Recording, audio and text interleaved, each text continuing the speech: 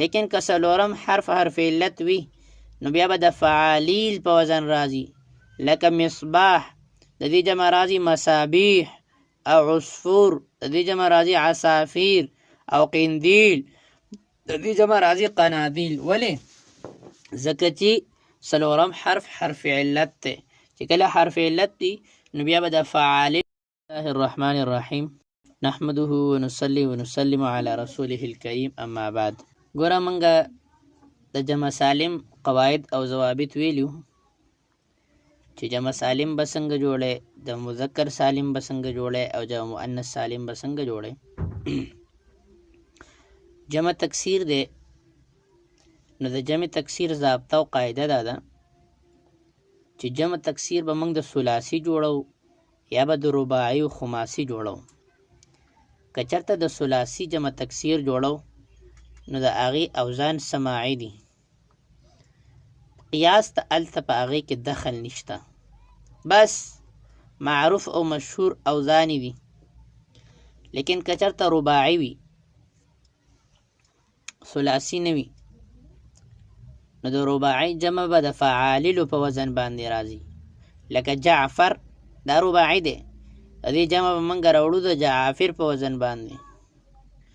دغه شان درهم د دې جمع به راوړو د دراهم په وزن باندې. که چېرته خماسي وي او د هغې څلورم حرف علت نه وي نو هغه به هم د فعاللو په وزن باندې راځي. او پنځم حرف په چې کومه دی حذف کوو، مثلا جحمریشون دا د فعللون په وزن باندې دی، یعنی خماسي دی، لیکن موږ شین حذف کو او جمع د فعالل په وزن باندې راله به معنا جحامر. او دغه شان سفرجل نو لام هم حذف کړو آخري کلمه او د دې جمع راله د سفارج یعنی فعالل په وزن باندې. لیکن که څلورم حرف علت وي نو بیا به د فعالیل په وزن راځي، لکه مصباح د دې جمع راځي مصابیح، او عصفور د دې جمع راځي عصافیر، او قندیل د دې جمع راځي قنادیل. ولې؟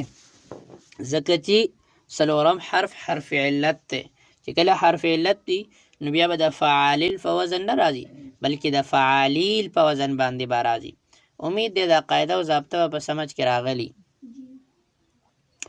جمع تکسیر دا چې کومه دی او جمع تکسیر سره سره اسم تصغیر دا څیزونه خپل اصل طرف ته واپس کوي. چې کوم د یو شي موږ اصل معلومه و نو د هغې به جمع تکسیر را وباسو او د هغې سره سره به یا اسم تصغیر را وباسو نو د هغې موږ ته به اصل پته لګي. مثلا ګوره دینار، د دینار جمع دینار راځي. ولې؟ ځکه چې دینار کې دا یا اصل کې دا په نون سره بدله شوې وه او داسې راغلی ده، نو د دې وجې نه دا اصل د دې روزي چې کله د یو شي جمع تکسیر را وباسې یا اسم تصغیر را وباسې. مخکې زموږ سره جمع قلت او جمع کثرت دی، د هغې هم څه قواعد او ضوابط دي. ګوره د جمع قلت شپږ وزنونه دي او د دې نه علاوه څومره چې کومه دي نو هغه به جمع کثرت وي. او هغه دا دي مثلا فعل، فعل، فعل، فعل، فعلة، فعلة، فعل، فعلة، فعل، فعال، فعال، فعول، فعلان، فعلان، فعلاء، افعلاء. دا د جمع قلت چې کومه دی وزنونه دي. اوس ګورئ حمر،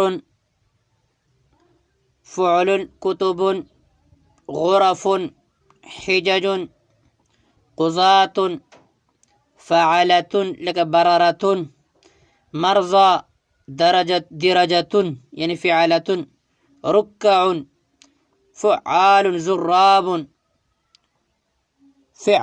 فعال جبال، فعول لك قلوب، فعلان لك غلمان، فعلان لك حملان، فعلاء لك علماء، افعلاء لك انبیاء. یو بل ضابطه دا ده چې جمع قلت او جمع کثرت د یو په ځای باندې استعمالیږي. مثلا قرآن مجید کې راځي ثلاثه قروء، په دې کې قروء جمع کثرت دی لیکن د جمع قلت په ځای باندې استعمال شوی دی. حالانکه قرء د دې جمع قلت هم موجود ده، هغه د اقراء افعال په وزن باندې افعال افعلا افعلة فعلة، افعال افعال افعلة فعلة، په دغه په وزن باندې اقراء جمع موجود ده لیکن د دې باوجود ولا راوړی د قروء ثلاثه قروء.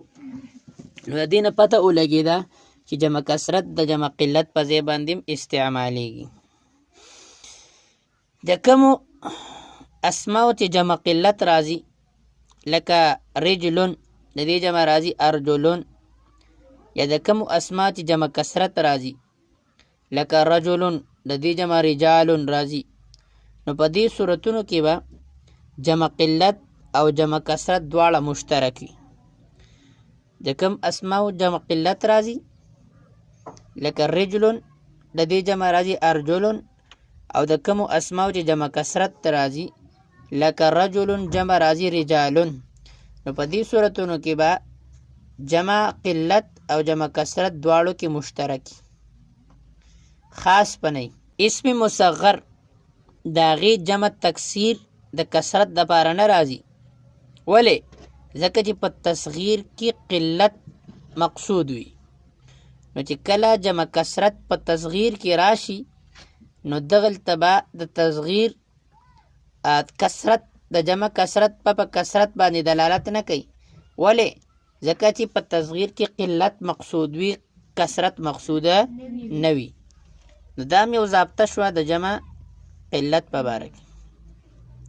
اوس بله منګه یو جمع ده هغې ته وایي جمع منتهى الجموع. د جمع منتهى الجموع ډېر شین اوزان دي او هغه ټول ثلاثي دي، رباعي او خماسي کې د دې دپاره صرف او صرف دوه وزنونه دي، فعالل او فعالیل.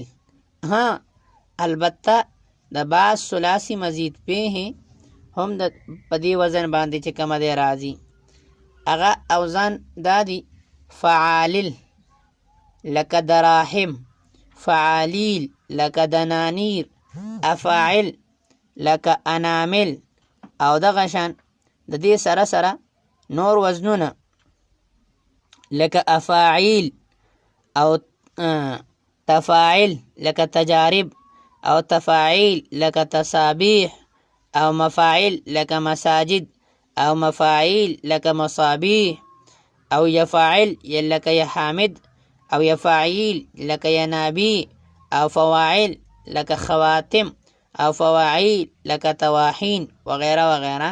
دغه وزنونه راځي د جمع منتهى الجموع. یو بله ضابطه او قاعده د جمع منتهى الجموع دا ده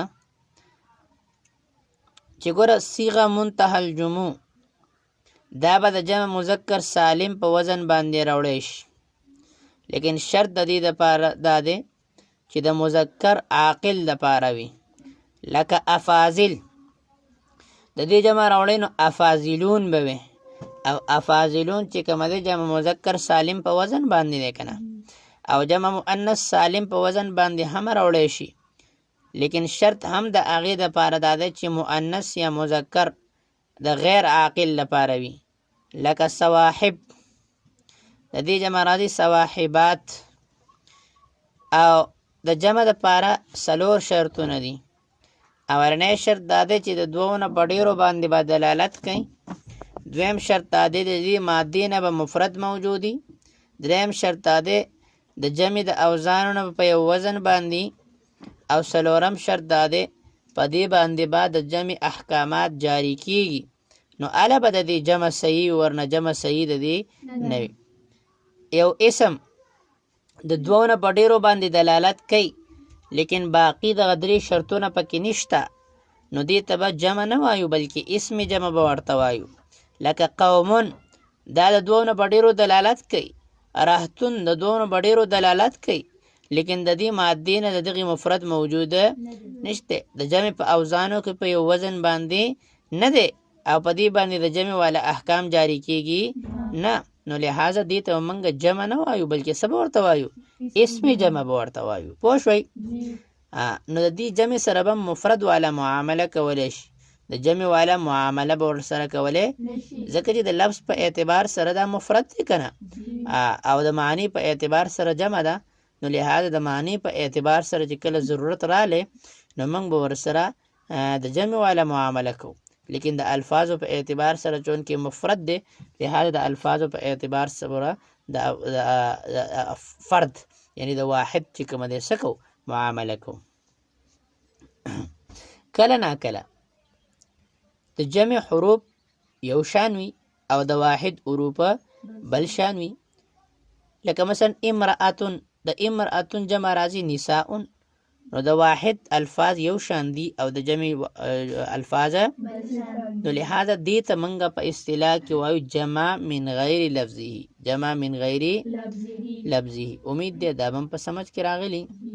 کله ناکله د جمع هم جمع جوړیږي، د جمع هم جمع او دقه جمع ته وایي جمع الجمع، جمع لکه د شیخ جمع راوباسو موږ مشایخ او د مشایخ جمع راوباسو مشایخین. دغه شان د بیت جمع موږ راوباسو بیوت او د بیوت جمع راوباسو بیوتات. نو دې ته وایو جمع الجمع. داسې جمع ته څه وایي؟ جمع الجمع. او بعض جمع داسې چې د هغې مفرد بالکل هیر شوی لکه تعاجیب یا تباشیر یا ابابیل، د دې واحد بالکل هیر کړی شوی دی. او بعض اسما داسې دي چې د هغې واحد او جمع د یو لفظ نه راځي. د دې مخکې موږ تذکره کړې وه لکه فلکن.